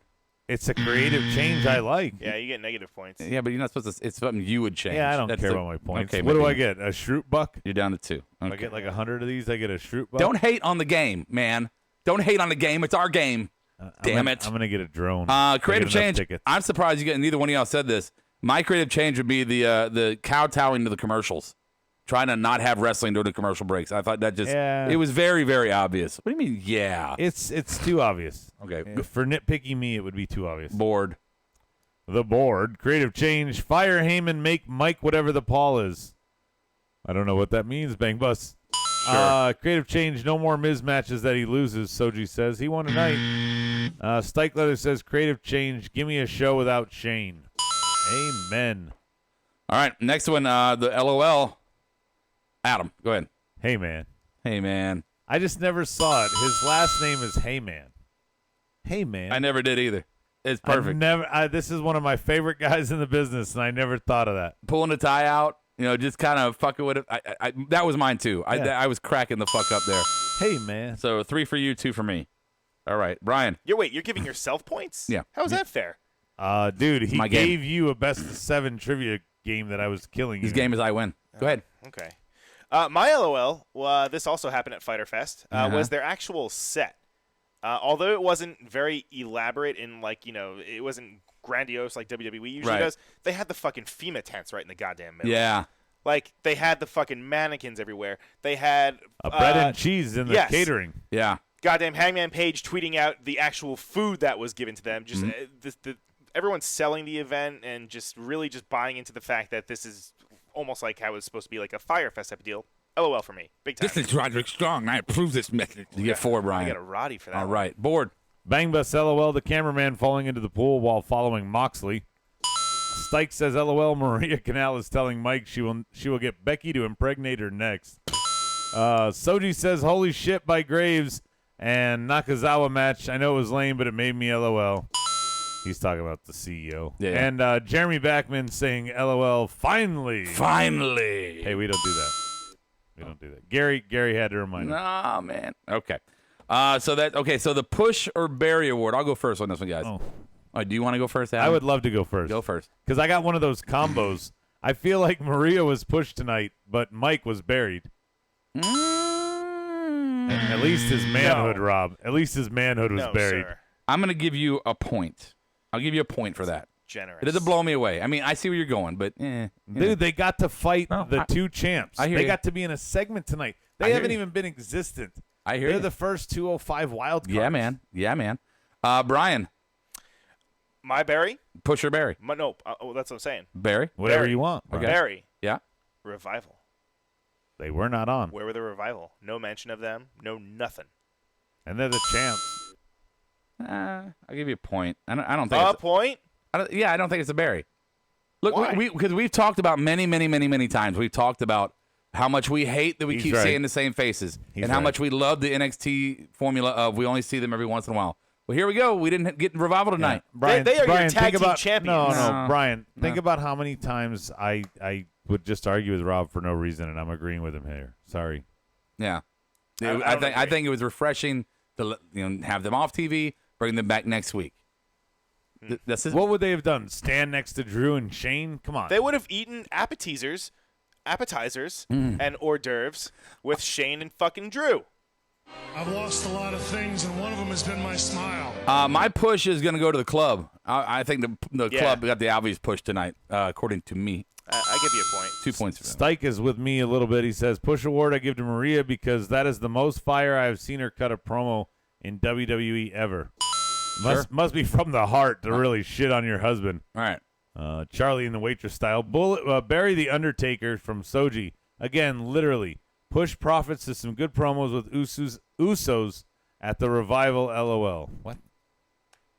I think And push Profits War at- Raiders finally a serious match on the roster. yeah, Bang Bus. Profits and Street Profits will have some good promos one day. I don't think Who? you should, One day they Profits and Street had two Profits? tonight. Who are you talking about? Usos versus Profits. Okay, but okay, yeah, against them, yes. Yes, but, I'm talking but about- promos in general. They had two tonight. I'm talking about- Excuse me, sir. Usos are on SmackDown. Excuse I understand. me. I said one day. Somebody else said it on the board like they'd be good. So I'm okay. You know what? Well, Modest Yahoo, one day. Brian's losing. different shows for different Yeah, how many bros. points did Brian lose on that one? All right. I'm probably winning. Okay. So let's see here. Last one is going to be match of the week. Match of the week. Brian, you got the honors. He's gonna lose. How about this one? Bucks and Omega. Laredo Kid. A little obvious. Lucha Brothers. Little How is that obvious? I'll give you. We didn't watch that show tonight. I'll give you 3 because it'll piss off Bob because Bob hated it. Bob hated it for reasons. You know what why else I would piss loved off it. Bob? He's not competing tonight, but just take some points away from him. Mm-hmm. Give him negative 3,000. Oh, here you go. Thanks a lot, Bob. Thank All you, right. KO. Mine is going to be match of the week is going to be Io and Shayna. I thought that was a great cage match and a great turnaround in the end. A great way for Shayna to win it, right? Way to ruin my minute. Okay. So great way for her to win it. Great turn on Io. I loved it. Absolutely loved it. Okay. Point for me. 3. Oh, I got 3. Wow. 2, 3. Okay. Board. Mine. Oh yeah, you. Because it was just such a different standout to me. Mm. There were a lot of really good matches between Fyter Fest and everything, but this stood out. The Monster Brawl to start off tonight between Lashley and Braun. It was very physical for two monsters. They didn't try to do tests of strength and bullshit. I liked it. They got right down to it. I'll give you 2. Go ahead, Brian. On the board, Jeremy says Mox and Janela, Mike and Maria versus Seth and the overrated bitch from Bang Bus. Wow. Kobe and Darby Allin. I didn't know Darby, but I know him now. Stike says, yeah. I agree with that. I didn't know him, but I know him now. You want to? If you haven't done it out there on Viceland, Vice, they have the series called The Wrestlers, and they do an entire expose on Darby Allin and It's great. You can actually Fred. you can watch some of the episodes on. I think on YouTube they even have. You can find them. YouTube. I watch them on Sling, but yeah. Yeah, they're out there. Yeah. So if you haven't watched them, they're really, really good. It's got a good expose into CZW and Evolve. I saw a lot of that, some Japanese stuff and Japanese for was it Shine? Yeah. Shine or Shimmer? I forget which one now. Oh, I think it was Shimmer. Shimmer. Yeah. Shimmer. Soji agrees with Brian. Did you forget to read Justin on Twitch? Did he? Also, I'm I want sorry. to dispute his answer. That wasn't a fucking match. What? Braun and Lashley, right? It was a last man standing It match. was. But did the match start? Wasn't Braun just coming out? Let's see. No. Oh, so Justin said They both had full. All right, here's all Justin's. Mark out Braun and Lashley through the LED board. Creative change, more matches. Really? No, I think he meant there were more matches. There were okay, more. all right. He like us thought it was a positive thing. Okay. LOL Maria, push Lashley and Braun. Match of the week, Lashley and Braun. Damn, you are all on the Lashley Braun jocks, aren't you? Damn, Justin. It was so different. I get it. I mean, I'm not hating. Look, yeah. if that's what you like, that's what you liked. I don't think it was the best of the night, but I thought it was good. So I just thought it would stand out. I'm not hating. I'm not hating, yo. Where are we going? All right. That's pretty much that, right? Yeah. 1 minute. Got your timer, Brian? Brian, you ready? I'm fucking ready. You ready? Did you even watch? Yes, I did.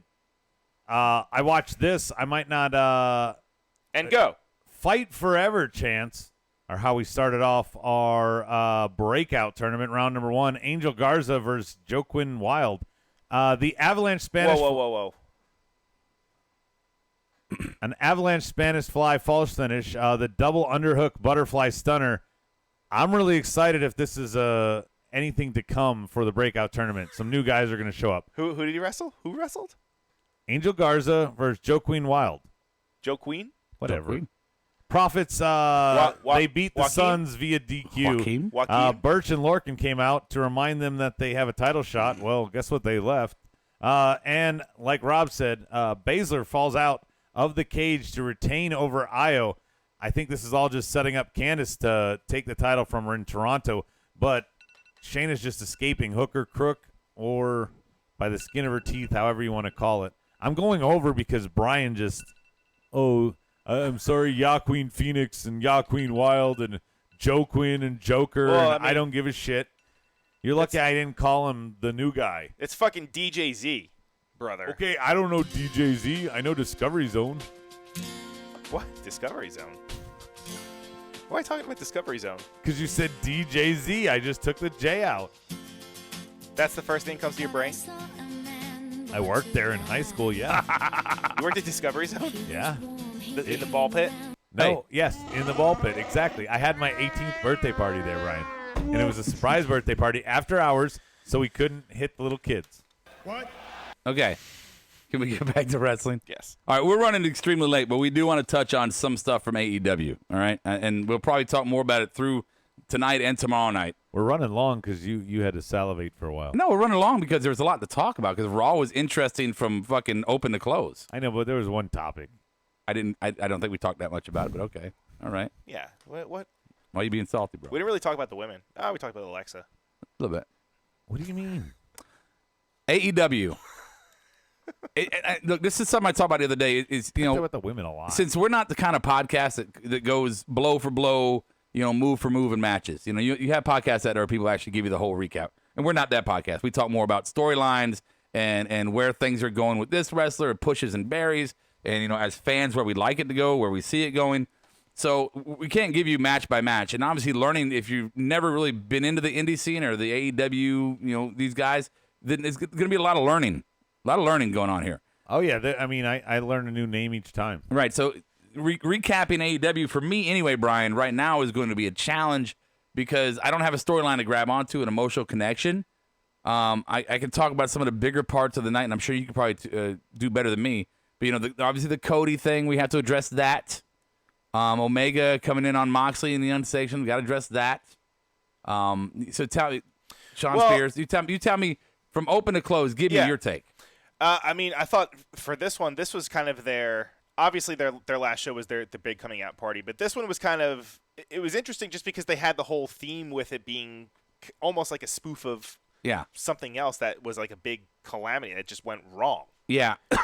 Before you jump into it, can I just break in and agree with Jeremy? The pre-show sucked. I don't think that it wasn't anything like the first pre-show where we had a good gimmick. We had Hangman Page, somebody star in there. Cut me off. Here we had a guy that was just awful. Yeah. The Interruptor. Oh, sorry. Let me go ahead, Rob. Keep coughing and make your point. My bad. I was my good. bad to cover for your cough. Okay, thank you. Jackass. Their pre-show was very. I said this in the room. Very indie. They were trying to bring in the indies to television, which I don't know. That could be a home run for people who've never been to indie shows and seen the comedy matches and the gimmick matches. That could be a home run for them to bring that to TV, or it could be a fail. I'm kind of split. I think Adam, you're kind of against it. Bob's against it. I'm split on it. I'm for it. And you're all for it. If it's entertaining, yeah. Why the fuck not? Yeah. I'm for it. If this match or whatever had gone with the CEO and Nakazawa had gone on, 3 fucking minutes, great. That would have been perfect. The fact that it went a little long and the baby oil was just not that spot being I don't know. I didn't hate it. My thing is very simply here. This feels like, just to give an overall kind of quick blanket statement, this feels like they're like, yeah, we keep reading all these reports about Vince kowtowing to sponsors. We are going after a adult demographic. We don't care about Fruity Pebbles, and this is just another step toward that. Yeah, we're going for the Spike TV crowd. Yeah, they're going for the 25 to 40 demo, and Vince wants everybody from 1 to 100. Right. Well, no, they're specializing. No, if you will. WWE, they're still ultimately, at least for now, they're going to aim towards that younger demo. But I'm saying AEW is just like, Marks, come on. Okay. We got absolutely. you. Here's one of the biggest differences between AEW and WWMC right now, and I'm curious if it's going to continue on to TV. Right now, AEW and everybody out there, remember, I'm a sound guy. I work with live audio and pro audio. That's what I do, right? I've done it for 20 years.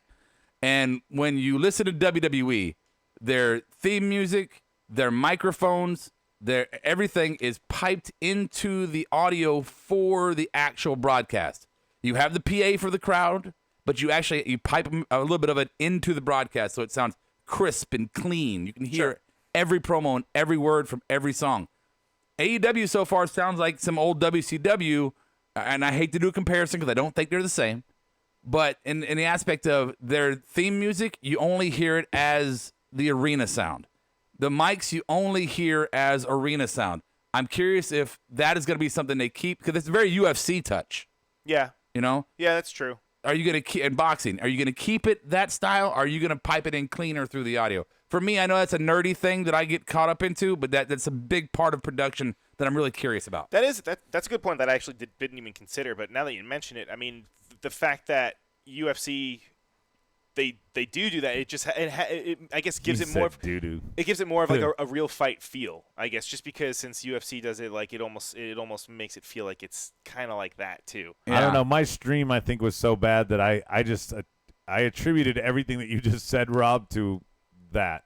I just figured it wasn't just me listening to that; it was my stream. No, that is how they do not have it piped into their overall broadcast. No. I didn't even think about it. It would be like if you're having trouble understanding me, then we'll move on from my nerdiness.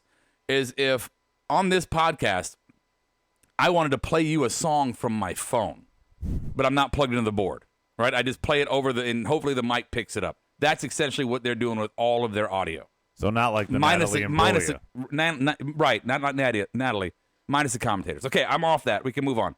Next, Soji says on the board real quick, Adam, it was good because they were during the CEO event, so all the gamers grabbed on board, which helped the show flow evenly because there were some dead spots during the show. So Soji does bring up an interesting point that they were doing this, Brian, just to get the gamer audience. Of course. Yeah, I mean, this was a co-branded event, so obviously they want to cater to both audiences. So in that sense, it made sense. But so for me, I'm not a video game guy, so like I didn't know who the fuck that guy was. I didn't know. I thought it was a Shane dig. I was like, I hope they didn't sign this dude. I knew he wasn't a wrestler or anything. I thought it was a dig on Shane. Hey, before I forget, because I will forget, I'm interrupt the AEW talk real quick. If you want to see Kiera react to the Street Profits debut, it's on. Is it on Instagram?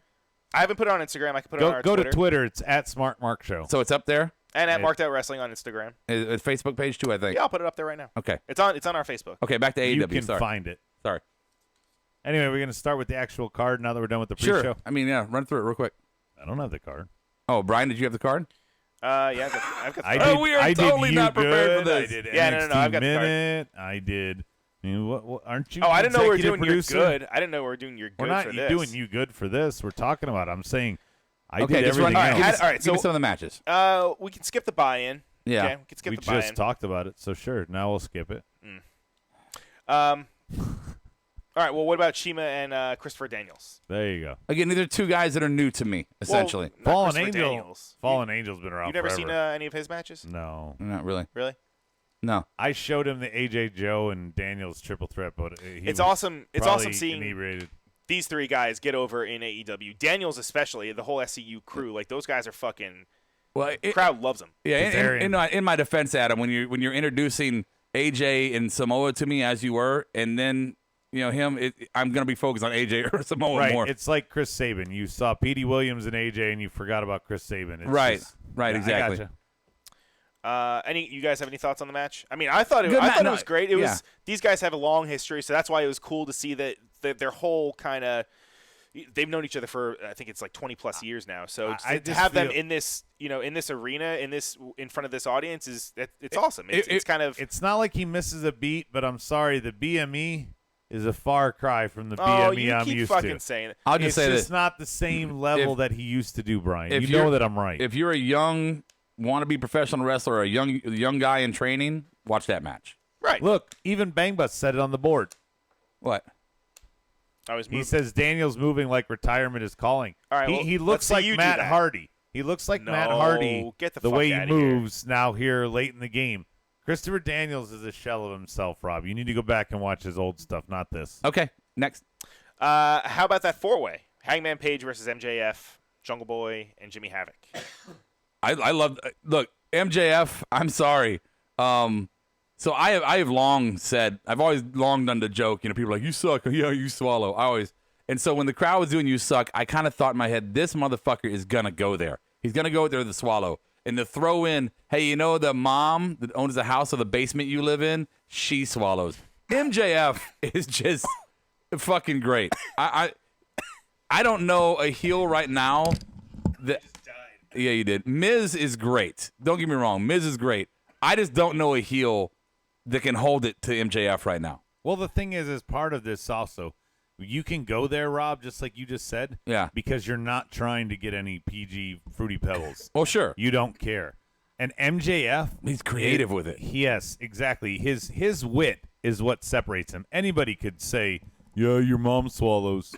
Anybody could say that. But the way he said it, even Kevin, my 600-pound wife, 600-pound life. If I want to hear your opinion, I'll watch that show. Right. He's such a good heel. And if you hate him for like X-Pac, I don't know how to convince you. He's just really that good. He's that good. Yeah. He's going to be a force in wrestling. He goads everybody to give an emotional response. That's the big thing, too. And fucking what's crazy is Cornette loves him. Cornette loves him. We love him. Everyone loves him. How is everybody on the same side? I used to play video games like you guys until I lost my virginity. I mean, come on. It's just great. So great. All right. So we had him, and then we had Hangman Page, which I'm still getting used. I'm still learning about him. I'm a couple matches in now. I'm not incredibly overwhelmed with him. He's poised to be one of the top guys. Oh, absolutely. There. Yeah. He didn't do it for you. I mean, And this is a good spot, though, to also put Jungle Boy and Jimmy Havoc, give them a little. No, most people don't have any idea who they are. And Luchasaurus. Beyond Jungle Boy being, what do you call it? Luke Perry's kid. Right. Yeah. I mean, Jungle Boy's fun. I'm saying in the non-wrestling world, that's all anybody would know about. I thought this match was fun. I also thought it was one of many times in a night where you are slowly introducing personalities, not just personalities, but future rivalries down the road. Like MJF and Hangman Page, it looks like that's going to be something to go down, like almost a Hunter and Rock kind of thing. Yeah, but Jericho and Page has to happen first. Well, sure, dude, but I don't think Jericho's going to be. Jericho's going to be. He's going to come in and go out. He's not going to be here forever. Jeremy says Hangman's like Big Cass, and Bang Bus wants to remind him that he misses Pac. Yeah, we miss Pac too. X-Pac? No. Tupac. Pac. Neville Pac. Machiavelli. Illuminati. All through your body. Six-pack. Oh, Jeremy says he's stiff like Big Cass. That's what he's referring to. That's just a weird comparison. You could have said the Acolytes or something if you want to go stiff. Right. Yeah. All right, next. Excuse me. Cody and Brandy Rhodes versus Darby Allin. I love how he does that. Wait, real quick. The tweet that you guys sent me of Brandy watching a TV like normal. Yeah. Oh, you had me dying at work today. Yeah, I think that the tweet was like, it was showing Brandy watching the TV like a regular human. Like, this is why why I can't do AEW. Who watches TV like this? You know, everybody knows you watch TV from the side while in your full gear. Right. Fucking great. Yeah, what a response! It's such a little subtle dig. I love the way he does it though. You take my last name, fine. I'll do Cody and Brandy Rhodes. Yep. They say it so quickly, it sounds like it's one. Right. This match, I thought it's a great introduction. This is really good for Cody to not, number one, always want to be the main event, right? Always has an interesting story though, which is great. I don't think he's going to book himself in the main event. No, I don't. You know what I mean? I don't believe so either. Right. But for him to take somebody who's lesser known, I think, and kind of say, here, you can jump on my name. I've never heard of him. Right. I've never heard of him Darby until I watched the wrestlers. I was like, is he related to Gigi? I know that's what his name is. Yeah, I get derivative it. From. Right. But my point is that, minus my new exposure to him, I didn't know him, and it's good for Cody to give him some kind of big screen cred. What? Okay, you're completely. Before you were talking about how fucking Profits should stay away from Ricochet. I can't talk right now. Profits stay. What? I'm choking. Okay.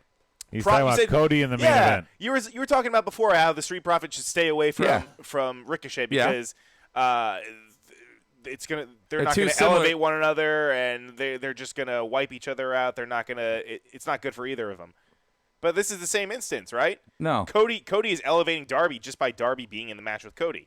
But they're not. They're not two similar styles. Darby and Cody have completely different wrestling styles. No, but that doesn't matter. They're still involved with one another. Yes, they're involved. Regardless but of what I'm their saying is, in the case, you wow over Montez because he's super athletic. You wow over Ricochet because he's super athletic. Do you want to put those two and have a comparison like, oh, Ricochet, he does more than Montez, so Montez is the weak version of Ricochet, or Montez does something, Ricochet is a weak version of Montez. You don't want to have these two guys so similar with each other. I think they make each other, they don't help each other out. In this case, though, Darby's an unknown, different wrestling style than Cody, and Cody elevates him just by having the match. Well, and also after the match, Darby got to be in a prime position, and Cody got to get attacked by a new debuting guy. Yeah, do you think that's a good thing, though, ultimately? Like, this was Darby Allin's, this is one of his biggest matches, right? And now, not one of, this is. This was, and the big takeaway is that Cody got his fucking head caved in by Spears. I thought it was perfect. No, the big takeaway was some of the fucking moves that Darby Allin did for me. Darby Allin. I'm a Darby Allin fan. I know who Sean Spears is. Him swinging a chair, did nothing for my fandom of Ty Dillinger. Cody going out there in this match, Cody did what it was expected, did nothing for my fandom. My takeaway is Darby Allin, a guy I've never heard of, got my notice. I think that, and if you're one and I'm two people who feel the same way, I think that you used him perfectly. And for me, the Shawn Spears thing was perfect because if Cody's going in with a rival, right, going into the TV with a rival, why wouldn't it be Shawn Spears? And they set it up so perfectly with the press conference where he called him, he's a great hand, which is code in wrestling for he does as long as you need him. Oh, I thought it was also the 10. No, you say somebody's a great hand if he's like, they're good to get you over. Right, it's like a jobber. Yeah, he's a good hand. And if they did that as kayfabe to play into it and say, we're gonna highlight you, Shawn Spears, because we think we have it, and I think he has it. Honestly, I do. Soji says it reminded him of Vampiro and Sting. I'm not a WCW guy. You guys are. Wow. Who? Darby Allin and Cody? Yeah, it reminded him of Vampiro and Sting, according to Soji. Okay, I'll just say okay. I don't necessarily. I don't vibe with know that. the reference. So I do. I don't necessarily vibe, but okay, it's fine. What's next, Brian? I don't know. I'm fucking choking. Yeah, you are. What is next? Every time we give you a segment, you choke. Wow. The main event. We're already on the main event. We didn't have Moxley Actually, and Janela. No, because that wasn't the main event. It was unsanctioned. It was unsanctioned, so this was technically the main event. Asshole. Watch the goddamn show. Yeah. Don't fall asleep. Maybe I'll tweet that video. So main event was unsanctioned. the Street Fighter Elite Kenny Omega and the Bucks versus Laredo Kid and Lucha Brothers. Right. And again, for me, we've seen it before. Man, I'm fucking. You've seen the Bucks and Lucha. You've seen it before. No. I mean, we've seen Bucks and Lucha recently. They've been working a lot.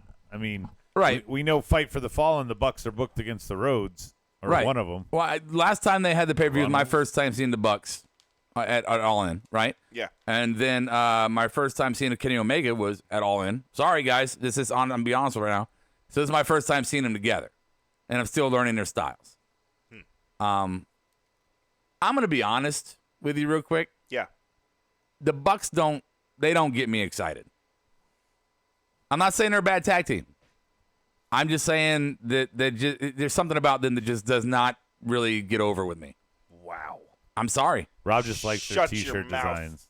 I'm sorry. Look, they're nice enough guys, obviously. Oh, yeah, they let us cut a promo for God. Brian. Yeah, they absolutely did. I mean, they're nice enough guys. I just don't.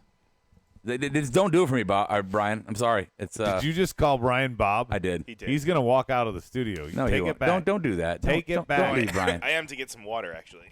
Oh my God. 5. He's not Kiera. I know he's Just went from Bob to Kiera. Wow. So and Brian left before we even talk about Moxley and Janelle. Bob said he did not like this main event because it was too many false finishes and a lot of flippy shit, right? And for me, it's like this is just a new style of wrestling that old school wrestlers, wrestling fans were not used to. False finishes, okay. Now WWE is so predictable that I'm all about AEW right now because I cannot tell you who's gonna win. It makes sense in hindsight, like when I look and go, "Oh, Jericho beat Omega. I thought for sure Omega was gonna win." Now right in hindsight when you say, "Oh, this is so much better because you got a better build," but this is just a simple. Yeah, I mean, Jeremy says it's a ripoff of the Hardys. I think they are very much like the Hardys. I wouldn't call them a ripoff, but at the end of the day, their ceiling is their ceiling. I don't see them being an Edge and Christian where both of them are are champs. I don't even see them getting the level that the Hardys have. I see them being trapeze artists at the circus. That's what I see them as. And I'm not trying to hate. If they weren't the owners, I'm not trying to hate either because I really do enjoy them. They're executive vice presidents. Is if they weren't executive vice presidents, would they be just Paul London and no, Brian Kendrick? They would be because they have the popularity outside of AEW. I mean, they're. I'm not denying their popularity. I just think to me they just seem like trapeze artists in a circus. It's cool if you love it. I'm not hating on you. Love them. They don't do it for me. They don't. Brian, it's a good match though. I mean, it was a fun match. Let me put it that way. Which one? It was the main event. It was a fun match. The main event, the tag match? Shitting all over your Bucks. That's terrible. I'm not trying. I'm trying to respectfully enough say that they're good to some people, but not to me. They are what the epitome of tag team wrestling. My thing is what it is. What Brian's saying and why I like the Bucks and what separates them is the Hardys were good and had a lot of uniqueness, but the way the Bucks work in tandem with each other and have a lot of chain wrestling as a tag team that's not slow and set up like LODs. They don't have to walk around with the guy on somebody's shoulders and set it up or have anyone get carried. The Bucks are just seamless in their chain wrestling, and chain wrestling with 4 guys is really tough. And I think that's why them and the Lucha Brothers click so well. Yeah. There's a thing in radio and broadcasting that they say, dead air is the enemy, right? You don't want to have dead air. But on the other side of that, sometimes dead air can be a really good thing. It really can grab somebody's attention, right? Well, that's when they stop and let everybody clap. Right. Rest holds. I'm just saying that that they are the dead air is bad, but sometimes I need some dead air. Sometimes I just need it, and they don't give it to me. I guess maybe to your point. I don't know. Let's move on. It was a good match. I enjoyed it. I did enjoy it. What's next, Brian? Well, that's the end of the card. That's it. Because it's unsanctioned, you're not going to talk about it. And then the lights went out, and then the lights came back on. Yeah. Right, and we had a unsanctioned match between Jon Moxley, little CZW style. Bad Boy Joey Janela. Are you familiar? Now, real quick, are we okay? Like with the kayfabe of this unsanctioned match? Like, I mean, they still had announcers. Well, remember that they're gonna do They still had a referee. But remember, they're gonna do like win-loss records and shit. So it makes sense to have unsanctioned. This is not part of your. But I get what he's saying. Like, why is there? I don't think was there a referee now that I think of it? Yeah, there was. There was. There was rules and there was announcements. That's my point. Unsanctioned like, doesn't I mean always got pissed off when HBK made his comeback and he had an unsanctioned match with Triple H. It was a no holds barred match that HBK wrestled in jeans. But again, WWE unsanctioned just means it sounds cool. AEW, they're using win-loss records. Plus he was wearing cowboy boots. Right. So we're going to let you have. You can have this match. It's not going to count against your chase after the title. Right? It's unsanctioned. I love what Jeremy Backman just said. What? Bring back the fucking Brood. Really? Yes. Okay. Gangrel's still going fucking strong. I mean, I guess he can't really bring back. Him and Soji are talking about the Brood and Edge and Christian Hardy's. Best entrance ever. I hate to do the WCW comparisons. I really do, but they fit in a lot of cases. Bringing back the Brood to me would be like WCW bringing back all the old wrestlers from WCW. Yeah. Now, not building their own roster. What if he just means the gimmick, Rob? Just do a different kind all of version version from WWF, I mean. What about the Librarian? Yeah, the male and the female. That bored me. Well, Blue Pants and Peter Avalon. Yeah. I don't get it. I didn't like it. I don't get it. Yeah. Why are they having a male and a female compete over the gimmick? Just can't give she one. be Green Pants? Just give one. I don't know. Okay. I guess so. So the death match here. Yes. Right? I'm not very experienced with them, but I've seen them, obviously. Some fucking obviously big bump. Yeah, some big bumps here. Big moments. I think, and you can analyze whatever you want, Brian, here. Yeah. I'll just say this and I'll be done. I think that if they're going to do these matches, they need to be exclusive to the pay-per-views and do them just like they did them here. These matches should stay the fuck away from TV. From the TNT show, I think they should stay away. I don't think. Do they promote them? Do they recap them? No, I don't think you can do those type of matches on. No, boy. Right, but you could recap it with screenshots. Yeah, Negan can bash somebody's fucking head in on AMC. I think they can show barbed wire hitting people. I don't think there's a Mothers of America thing going on there. If Lucille can be the #1 rated TV show. Yeah. So I don't know if I agree with you, sir. They shouldn't do it on TV? I don't care. No. I agree with that. I don't think They should only make it death matches or stuff of that magnitude. Yeah, that should be on fucking pay-per-view. You should have to want to see that and pay to see that. Yeah. Absolutely. No. Match was awesome. We got to finally see fucking Moxley do some things that we knew that he could do because we saw it pre-WWE. So this was kind of refreshing to see him go through a goddamn fucking barbed wire board. Did you see the picture? The recap of his yes. He took a pretty nice picture. If you go check out his social media, you can see all the fucking all the cuts and all the shit on his back. Hey Brian, Soji is comparing the to the crap that Becky Lynch did in her promo tonight. He said at least it's better than that. I'll just say this. I've sat on a thumbtack before just one time, and that was fucking painful. The one, yeah. So that's the cool thing is that they did the hardcore stuff, but but it wasn't like anything. It was stuff that was like any of us could. Everyone has stepped on a thumbtack before. Angus says when Mock spit out the thumbtack, that was badass. Yeah, and then especially with the finish too, with him. What do you do? Death Rider. Yeah. Onto the thumbtack, so he had to take some of the fucking bump of the tacks too. Yeah. This was just fucking. It was awesome to see him in this type of match. We knew Janela can do it. It was. I was wondering but we knew see. Mox could do it too. CZW. But it's been a while. Like Okay. after a while, there were a lot of people that were saying that Mox looked like once he was in that type of environment and doing that type of match, the way that he was selling, it just almost looked like he almost kind of forgot about how much that stuff actually hurts. Yeah, because the Ambrose Asylum was the only frame of reference he had in the last 7 or 8 years. He was numb to it in the past. He lost his callus. Of course. And then he gets in and he's like, holy shit, that fucking really hurts. And it's not a knock against him. It's just that's a fucking style that, I mean, you can only do it for so long, especially if you fall out of it. It's probably, I would imagine, difficult to jump back into it. Yeah. I just love that we have Moxley, Jericho, and Cody all somewhat variations of what Vince had used or what people that could get away from Vince, and the rest of the roster is all these new fresh faces. I hope that when they go to TV, the creative and the storylines will meet the level of freshness to this. I guess it won't have an expire date that's real quick. One way or the other, if you take AEW and what they look like they got going on, and then you take what we saw tonight on Raw, which I think was completely different. I really do. Take those two things together, and I'm an excited wrestling fan. This is fun tonight. Watching Raw was fun tonight, and not just because I saw some great shit for my family. This was fun tonight. Well, my other thing is also, Rob, I hate doing SmackDown and Raw some now that the rosters bleed together. Yeah. So we can maintain 2 shows a week by having 2 actual shows a week to talk about. Yeah, it's pretty good. Let's see, Jeremy. Oh, Jeremy has a good thing here. So we'll say it here, and then I'll do my final thoughts. We'll get out of here. AEW Raw answered this week. They didn't answer last week. Did Raw win between? And I know we don't have to do the comparisons, but if you want to, did Raw win or did AEW win this one? I think that from an extreme standpoint, AEW definitely won.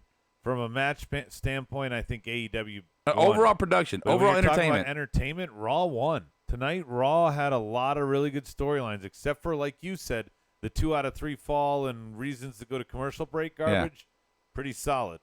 Brian, you agree with that? You think AEW won? Maybe a push. I'm sorry. I believe AEW won. Yeah, I mean, I'm going to go with a push, though, because AEW, though, the creative. There was more creative after the last one, Brian, where you set up, hey, fight for the fallen. Will you be my teammate, brother? Yeah. No, like but you had that's some. I mean, come me on, and Rob got misty during that. That's an epic moment. That's not something that you're going to have every single fucking show. Well, you're right, but you had epic moments here that. We're gonna go 1-1. Like we're gonna go 1-1. I'm recusing myself. I have reasons to be biased. So I think Raw won the weekend, but I have bias. So sure, there you go. I think Raw won creatively. AEW won between the ropes. It's tough to say who won for real. Yeah. In my mind, it's tough. I mean, it's 2 different kind of shows. Hey, Jeremy says AEW is flat out shit besides Cody and Mox. Oh, come on. I don't agree with that. No way. I don't agree with that 4-way with Jungle Boy. And MJF, they have a lot. Good. Yeah, it was good. They have a lot of polishing to do. They do, but the wrestling was solid. The matches were solid. I got no problem with it. Matches were solid tonight on Raw. If you go that way, though. A happy belated birthday to Terry Funk. Terry Funk just had a birthday, by the way. Forgot about Ryan, that. Like you didn't know about it's Funker? like 73 or 74. 73, 70, yeah. Yeah. I heard he's number 7, I think, in line for the 24/7 belt. I could be wrong. All right, so everybody, it is. catch 'em. We are on the East Coast. It is 1 a.m. our time, local right now time. So we're gonna do this closeout. We had a lot to talk about tonight. And thank you so much for hanging out with us, being patient. Don't forget to hit that subscribe button. Hit the little bell for notifications if you're on the podcast. Follow, subscribe, rate, review, do a lot of stuff for us. So we appreciate it. Join us on Patreon. It's Marked Out Wrestling on Patreon if you want to jump on there. We're gonna start putting some exclusive content up soon. We got some good original stuff we're gonna start doing. Our own little kind of network shit. You know what I'm saying? Ready to shoot. We're gonna start doing. We're gonna shoot hard. Smoke. My final thoughts, and we'll just get out of here. How about that, guys? There we go. You good with that? I don't have any other thoughts left. My final thoughts for tonight was Monday Night Raw felt different. It felt good. It felt fun. If they continue this trend, and it felt better than the last 2 weeks that I thought were good weeks. It felt better than that. If they continue this trend, Raw's going to be fun again. If they can match this on SmackDown, it'd be fun again. I personally think there's enough evidence out there, just circumstantial evidence and some that I see as solid evidence to say that Heyman is getting the reins. There's enough evidence for me to say that Vince is letting go of the reins. Not completely, not 100%. But there is evidence to suggest that. So Raw was fun. AEW was fun this week. SmackDown's probably going to be fun tomorrow. NXT was fun Wednesday night. We got a lot of fun wrestling, a lot of fun shit going on. Hey, and I'm just going to say this, then we'll get out of here. I'm marking out like nobody's watching. I'm marking out like everybody's watching right now. I want to say congratulations to Montez Ford and to and to Gary. Angelo Dawkins. I want to say congratulations to those two guys. Couldn't be fucking happier for their call up. I don't think that I think they fucking deserve it. I'm telling you right now. I know I'm biased. Keep your eye on Montez Ford. Montez Ford is going to be a fucking star. And I had to put it. And again, I'm biased, so you all know that. Anyway, don't forget markedoutpodcast@gmail.com, @SmartMarkShow on Twitter, Marked Out Wrestling on Instagram, @MarkedOut1 on Facebook. Mark out like no one's watching. I'll catch you on the flip side.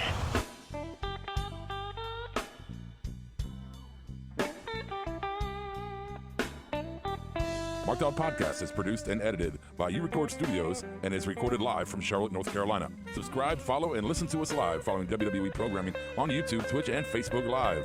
Download the podcast by following us at podbean.com or subscribe on iTunes and Apple Podcasts. While you're there, go ahead and give us an honest and fair review and rating. Finally, if you have enjoyed our product and would like to see us grow, please donate to us by visiting the donation link below our live video, or you can donate via Venmo and Cash App at the handle Ravepro. That's RAVEPRO. You're listening to the Electronic Media Collective Podcast Network. Yeah, it's a mouthful. For more great shows, visit electronicmediacollective.com.